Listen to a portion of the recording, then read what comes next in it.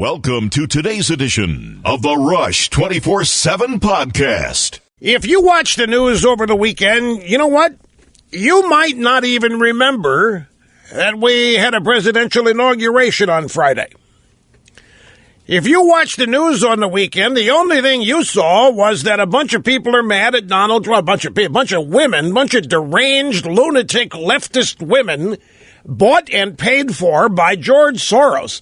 You know, Hillary Clinton's pulling her hair out. Where were these babes during the election? Where were these babes during my campaign? Why did these babes show up at any of my rallies? Now, all of a sudden they show up when it doesn't do any good.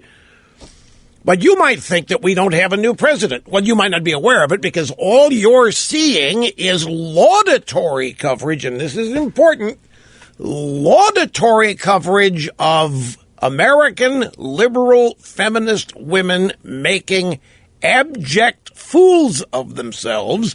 This behavior is being reported as normal, as common. It's being supported by the media. All of this, all of it, I predicted to you back in November on the 22nd. Greetings, folks. Great to have you.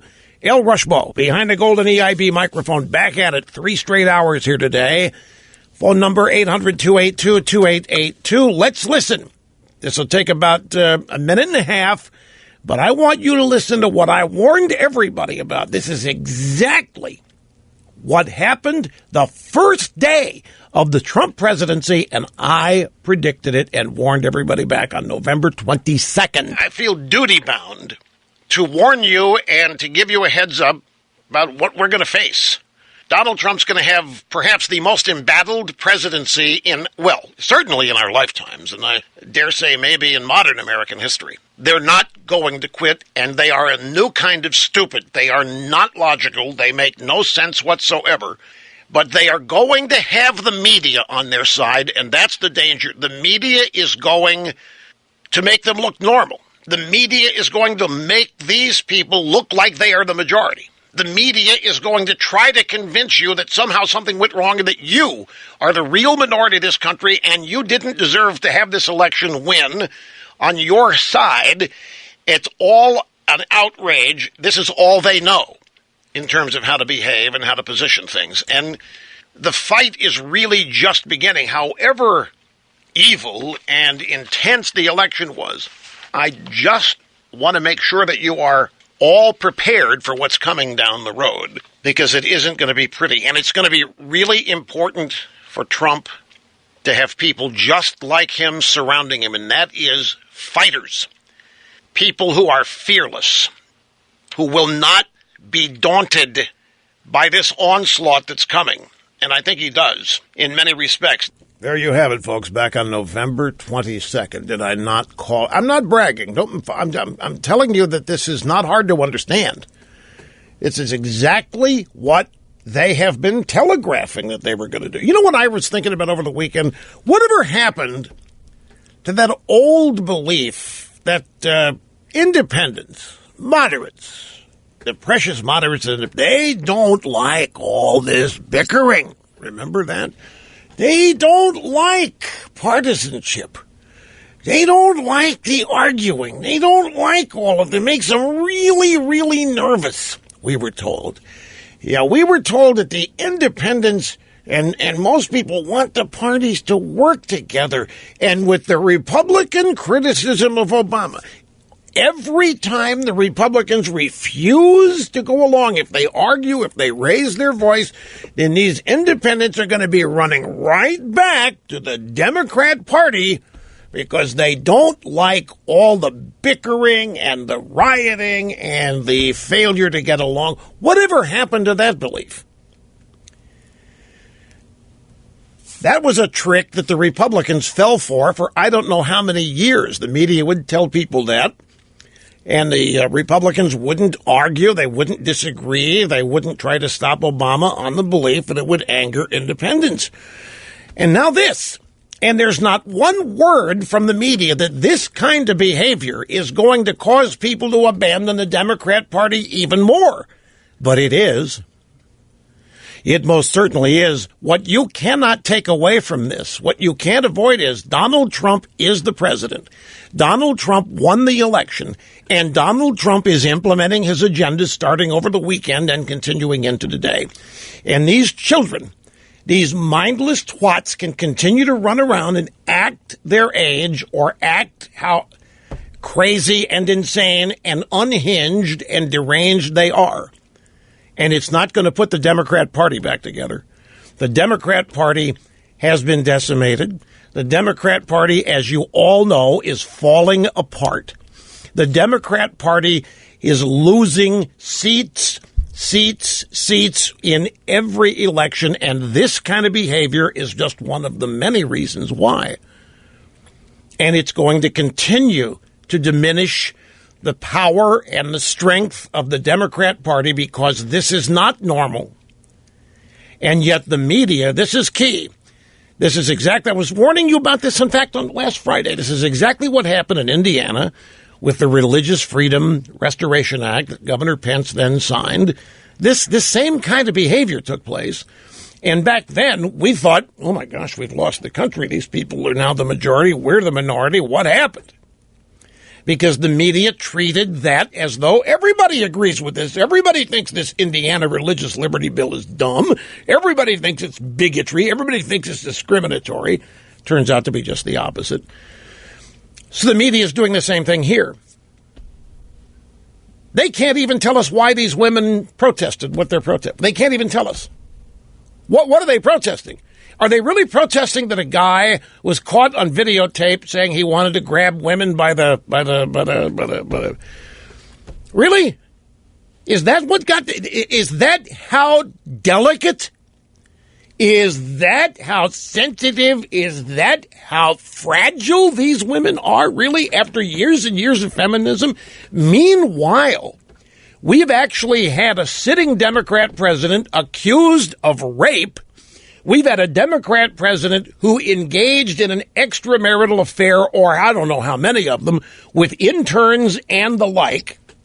And these same women embraced it. The same women had no problem with the allegation of rape on the part of Bill Clinton. Donald Trump hasn't done anything but utter a bunch of words and win an election. And these women simply can't take it. From Madonna to Ashley Judd. I mean, it's embarrassing. But, folks, it's not going to rebuild the Democrat Party. And they can't even tell you what they're doing it for. They can't. They're just having a little temper tantrum. Remember after the 94 congressional elections, when the Republicans took control of the House back after 40 years, Peter Jennings at ABC News running around saying the voters had a temper tantrum? No. This is a temper tantrum. But this is liberalism. This is what it is. And this is who they are.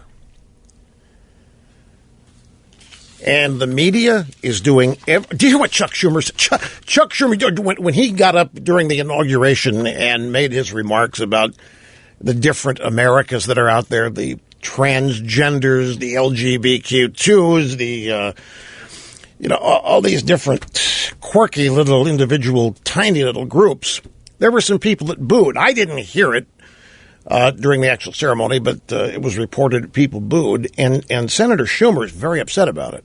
That's right. Chuck Schumer yesterday harshly criticized Trump supporters who booed his comments about inclusiveness before Trump was inaugurated. He said the fact that saying these things, which are usually accepted by every American, met the displeasure of the crowd, doesn't speak too kindly of that crowd. He hasn't said a word about the felonious behavior of anti-Trump protesters. He hasn't said a word about whatever these screwball women were doing and what. Not a word, but little Chuck gets booed, and all of a sudden, civility has somehow been violated. By the way, can somebody explain something to me? I mean, it's a bit of a rhetorical question. But what in the world is liberal about transgender? What is the connection?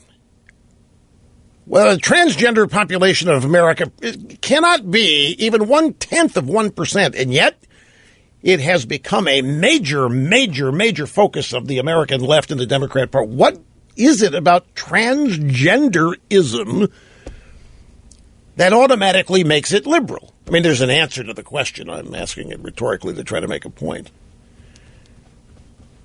It's just funny as it can be. But folks, I know it unnerves you too, because I'm sure that many of you were hoping that these temper tantrums would end. And once the inauguration took place, I mean, that's reality. Donald Trump's the president. And we still have, and you're upset at all this because, and I know why, and I can understand it. You think this stuff's going to prevail. You think somehow, you don't know how, you don't know what it means, how it's going to manifest, but you think this is going to work. You think this mindless, childish behavior, which is embarrassing to anybody, is going to work. Somehow you think it's going to end up damaging Trump, it's going to penalize Trump, it's going to lead to Trump's removal. I'm sure many of you have the fear, and that's the trick in the coverage of this kind of stuff by the drive-by media. Because the drive-by media purposely makes this stuff look like it's perfectly normal. They're covering these comments from Ashley Judd and Madonna as though it's just common and ordinary and everyday and completely understandable. And the odd thing going on is Trump. The weird, inexplicable thing is Trump actually being inaugurated, and what's normal is a bunch of women wearing hats on their heads that are made to look like a poussai. It's normal, and it's normal for Ashley Judd to come out and make a total fool of herself. It is normal for Madonna to do the same thing. And it's normal for all of these women to show up all over the world and cry and whine and moan. It's entirely normal. And that's how the media makes it look like you who elected Trump are the minority. It's how the media tries to make it look like these people, the anti-Trumps, no matter where you find them, be it the Women's March, the Democrat Party, wherever, that's the majority of the country. And somehow, some weird aberration has happened here, and it traces back, of course, to the Russians hacking the election and somehow stealing it from Hillary, who had the election in the bag, even though she never did. The media is now writing pieces about how dare Trump, how dare he send Sean Spicer out to criticize us on Saturday? How dare he dispute what we said about his crowd size? How dare Trump dispute what we say? How dare Trump? That's their attitude. Whatever they say goes, and whoever they say about it is supposed to shut up and just accept it and maybe reach out and try to build bridges. But the Trump philosophy is to hit back, to fight back, and to call them liars and to call them fake news, and they don't know what to do. How dare Trump? How dare Trump send his spokesman out? How dare Trump? Alternative facts? Yeah, meet the press. Kellyanne Conway is up there, and they're talking about crowds. Do you realize how irrelevant the crowd size angle is? The crowd size angle is just another media ploy to try to make it look like this whole Trump thing is unreal, that it didn't legitimately win, that it does not represent a majority of Americans. And so they'll look at anything, they'll doctor photos of crowds taken at the inauguration of Obama and photos taken at the inauguration of Trump. They'll take some pictures of the Trump inauguration 3 hours before the inauguration. They will include areas of white closed off to the public for security, but they won't mention that. And they'll put side-by-side photos of Obama's election at the moment he gave his speech in 2009 and try to say, see, nobody's there. Nobody cares about Trump. This is all baloney. This is all phony. This didn't really should have happened. Look it. We owned it when Obama was there. And then there's nothing to see with Trump. And so Trump calls back on him and says, your guys are making it up. And here's the facts. Here's the TV ratings. Here's the truth about it. Here's the social media tune-in factor. We have maybe the second most watched presidential inauguration in history. And the media doesn't like Trump hitting back. When Trump hits back, that means Trump's bad. That means Trump's unpresidential. That means Trump is not playing by the rules. That means Trump is not acquiescing and understanding who really runs that place. That is Trump not getting who the real power in Washington is. It's the media. In fact, here's the New York Times and a media analysis piece by Sidney Ember and Michael Grinbaum. News media, target of Trump's declaration of war, expresses alarm. No, the media is alarmed, folks. For wary Washington journalists, it seemed only a matter of time before Donald J. Trump's presidency would lead to a high-tension standoff between his administration and the news media. But on day one, the news media world found itself in a state of shock on Sunday, a day after Trump declared himself in a running war with the media, and the president's press secretary, Sean Spicer, used his first appearance at a White House podium to deliver a fiery Jeremy ad against the press.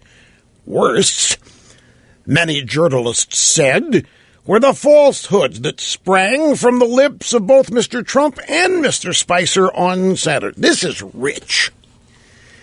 The architects of fake news accusing Trump and Spicer of lying. You've heard by now that Time magazine had a reporter that tweeted Trump had gotten rid of the bust of Martin Luther King in the Oval Office. Did you see that? Well, he didn't.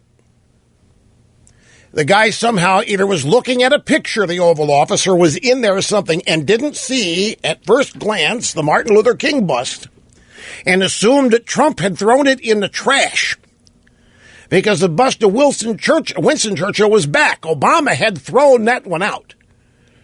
The Winston Churchill bust was back, but the Time magazine guy couldn't see the Martin Luther King bust, so he wrote that Trump had gotten rid of it. But he hadn't. It was there, and it had not been moved. And the media insists in all of, well, they're entitled. That's what media is. You know, media, they're allowed to lie. They're allowed to make mistakes because they're the fourth estate. They can do it, but Trump can't. Anyway, and day one, they're right. It's only going to intensify, folks. We're not going to have peace. We're not going to have peaceful coexistence. It isn't going to be the case. And I've known this. It's why I've said for I don't know how many years, the left is not to be gotten along with. The left is to be defeated and defeated and defeated on their playing field and on ours. I have to take a break. We'll be right back.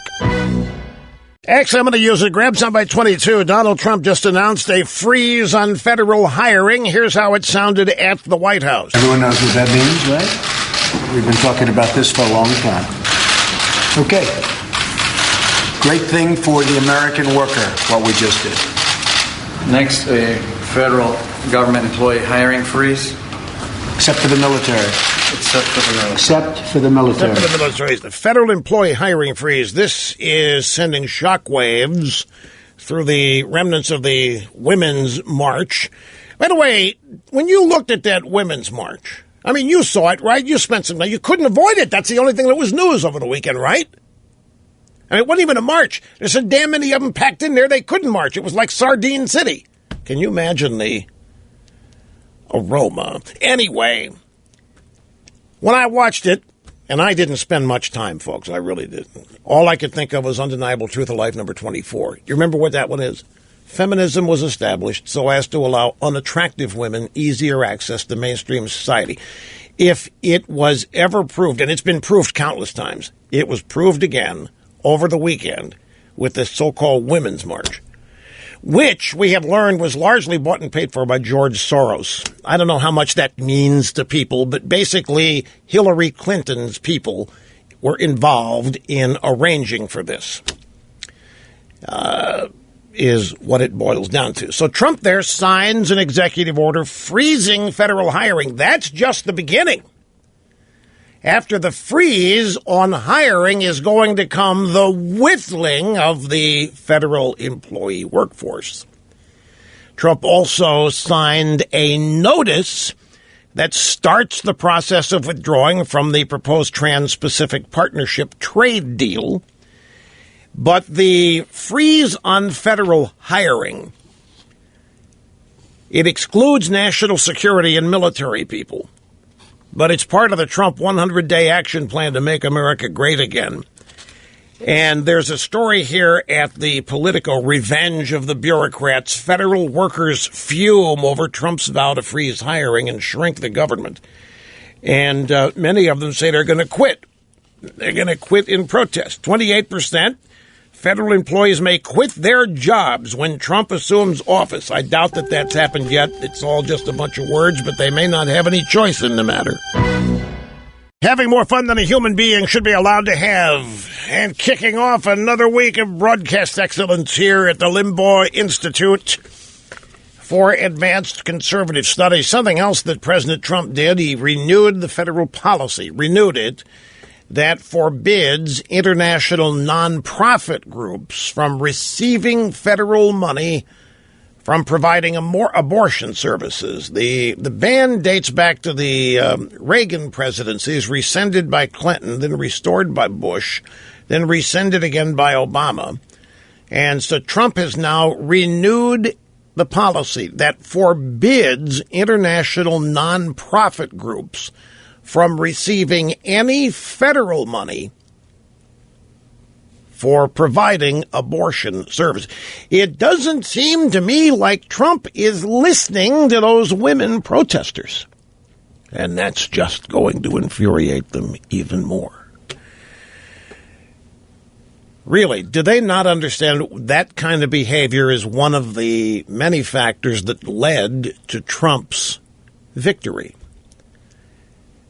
The more they do this, look, I understand, folks, it's tough because you don't want to see this. I mean, we want the country to be united, but that's a myth. You know, I'm not pessimistic here in this regard. I'm realistic. The country, united as people commonly wish it were so, never has been. I mean, there have always been arguments in the country over politics, which is how we govern ourselves and govern our affairs. There are always arguments about the best ways to do it. And, of course, those arguments have now descended into full warfare. We are in the midst of a full-fledged 24/7 political war. And that's why I mentioned it at the top of the program. Remember all those times in the past where we were warned not to criticize Obama. It's going to send the independents running right back to the Democrat Party. Really? Is this kind of behavior a magnet for anybody other than the already deranged and unhinged? How would you like it if that, what you saw over the weekend, was the base of your party? How would you like it if that kind of behavior is what your allies try to convince everybody else is normal?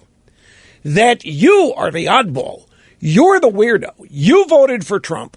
You voted for Trump for specific reasons, and you're the problem. You're the screwball. You're insane. What we saw all weekend on TV, the Women's March, that's normal. How would you like to be on that side?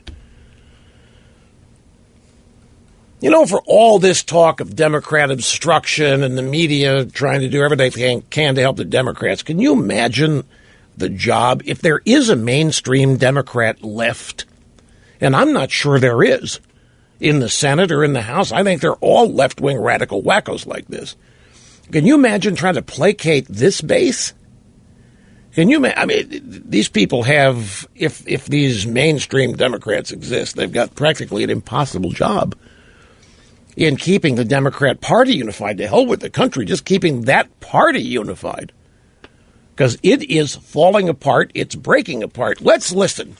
You know, it's a shame. Because a family show, we cannot air a whole lot of what was said at the microphones at this feminazi march, but we can air some of it.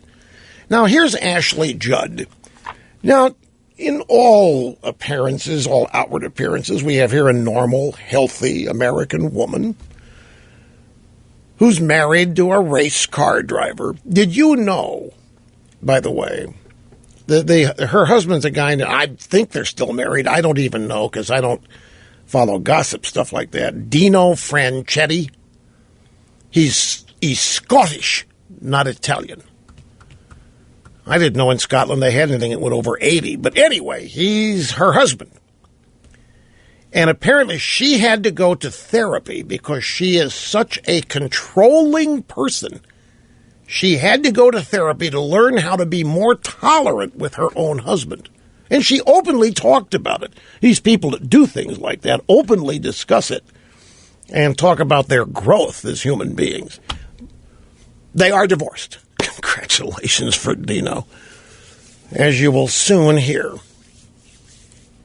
So, all outward appearances. She's an actress. She has appeared in movies with crazy titles like the Ya Sisterhood or some such thing.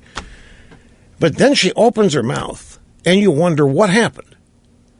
What in the world went wrong? Why and how does something like this happen to anybody?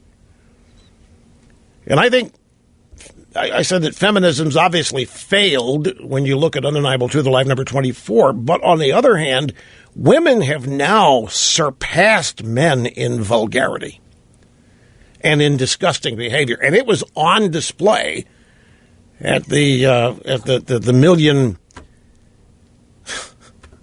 I mean, we can't even call it what they call it.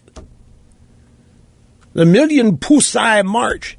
Here's two from Ashley Judd. I am a nasty woman. I'm not as nasty as a man who looks like he bathes in Cheeto dust. A man whose words are a diss track to America. Electoral college sanctioned hate speech contaminating this national anthem. I didn't know devils could be resurrected, but I feel Hitler in these streets. A mustache traded for a toupee. Nazis renamed the cabinet. I am not as nasty as your own daughter being your favorite sex symbol. Like your wet dreams infused with your own genes. But yeah, I'm a nasty woman. A loud, vulgar, proud woman. Proud of what? What in the world, Ashley, are you proud of? There's not a thing that you just said that has any redeeming quality whatsoever. This is utter derangement. I mean, this isn't even funny. What did she say? I feel Hitler in the streets. What did they call Trump? Let's see. Just this weekend, Trump is Hitler. Trump is the devil. Trump is Lincoln. Trump is Putin. Trump is Teddy Roosevelt. Trump is Reagan. Trump is P.T. Barnum. Trump is Andrew Jackson. Trump is like Charlie Sheen on crack. Somebody said that. Trump is like Silvio Berlusconi, Prime Minister Italia. Loved women. Trump is Woodrow Wilson, they say. Trump is JFK. Bill Gates said that. Don't doubt me. Trump is populist. Trump's sexist. Trump's crazy. Trump's conservative. Trump's a libertarian. They can't figure out what Donald Trump is. Let me help. Trump is Trump. A tiger is a tiger. An alligator is an alligator. And a feminazi is a feminazi. A deranged woman is a deranged woman. A lunatic is a lunatic.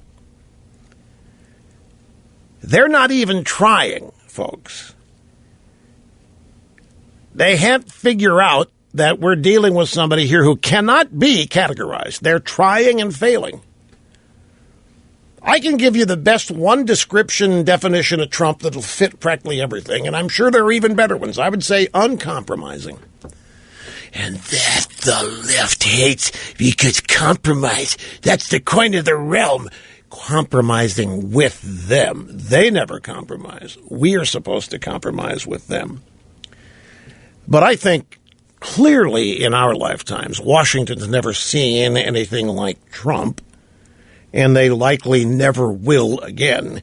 And I think if anybody in the establishment gets the idea that there's another Trump that maybe might be effervescing out there, they'll do something to stop it based on this experience.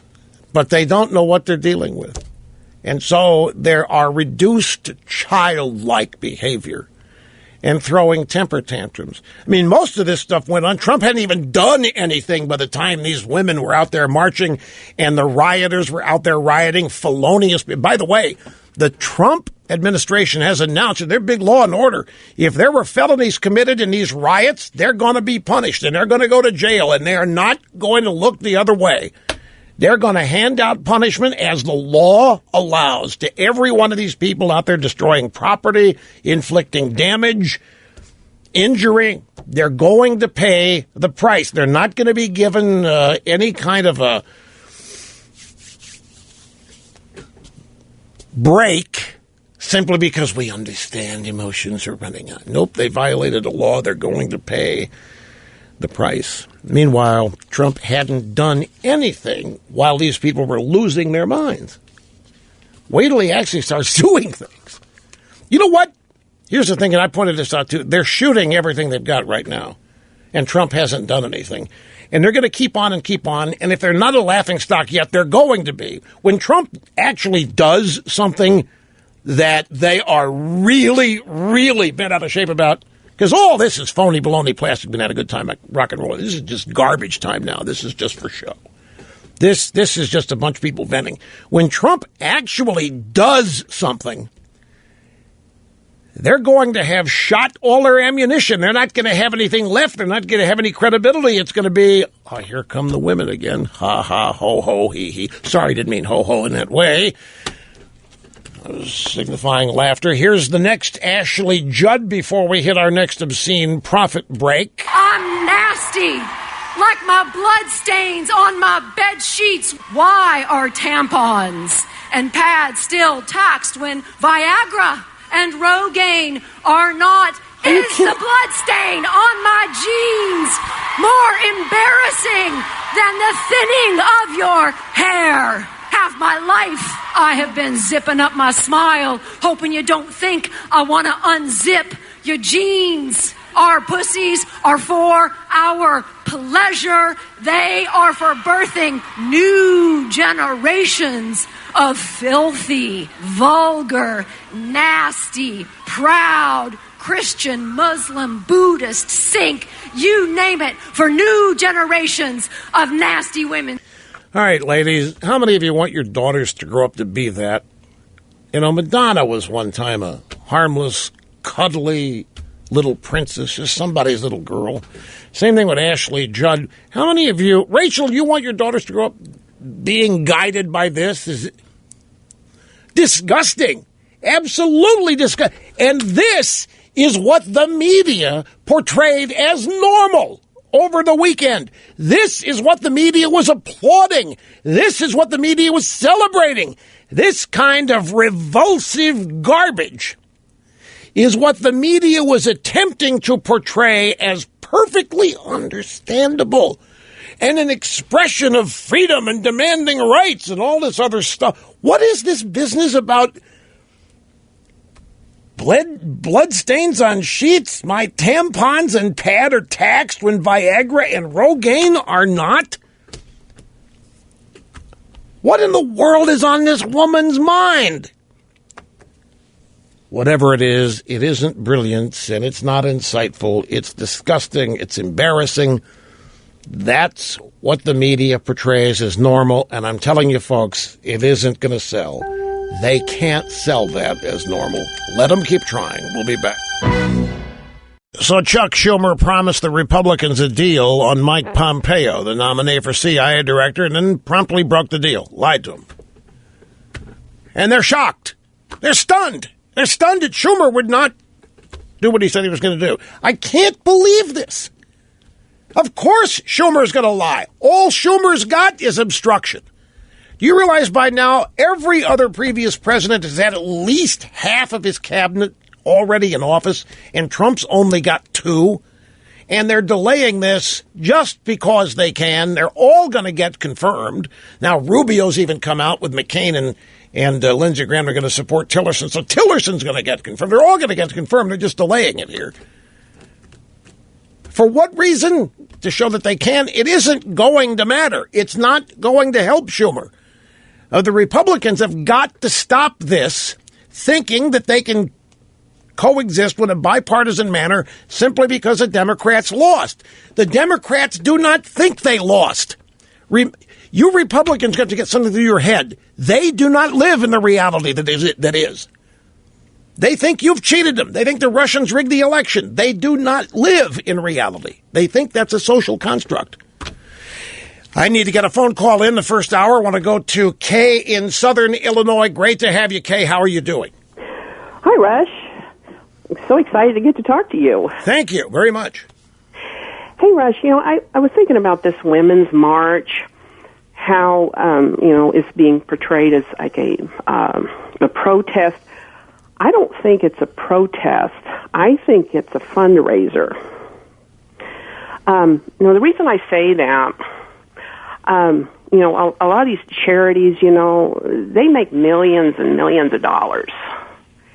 And it kind of reminded me of my son. My son is one of he's a performer at the Ringling Brothers. And, PETA follows them around like crazy. And PETA makes a lot of money. And all they have to do is just put up a picture of some elephant, who knows where that elephant came from, and it just gets people all worked up, and they just donate a bunch of money.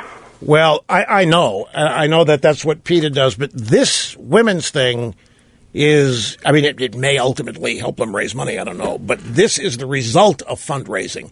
It was fundraising that made this possible. This is George Soros and Hillary Clinton donors, their money over the years being used. This has a specific purpose, and it's part of a much larger scheme of events, and it's all oriented with the assistance of the media to create a narrative, an impression that Trump is not legitimate, that he was not legitimately elected, that he's not a legitimate president. And all of this is step 1 or 2 toward the eventual impeachment of Donald Trump, which David Brock is currently fundraising for at the moment, and I'm told has already raised $40 million. Why you would need that, who knows? But that's all these people know. So I'm sure there's a fundraising component here, but don't doubt the substantive intent of this. I don't know how many normal people send these clowns money anyway, but I get your drift. But there is a purpose to this beyond just raising money, and we will be back. I'll tell you what else. There was a very prominent role in this Women's March played by a powerful Islamic woman, Muslim woman, who was involved in a lot of the fundraising to pull this event off. None of this adds up to what they claim they're really upset about. Anyway, folks, batten down the hatches. We have more coming straight ahead.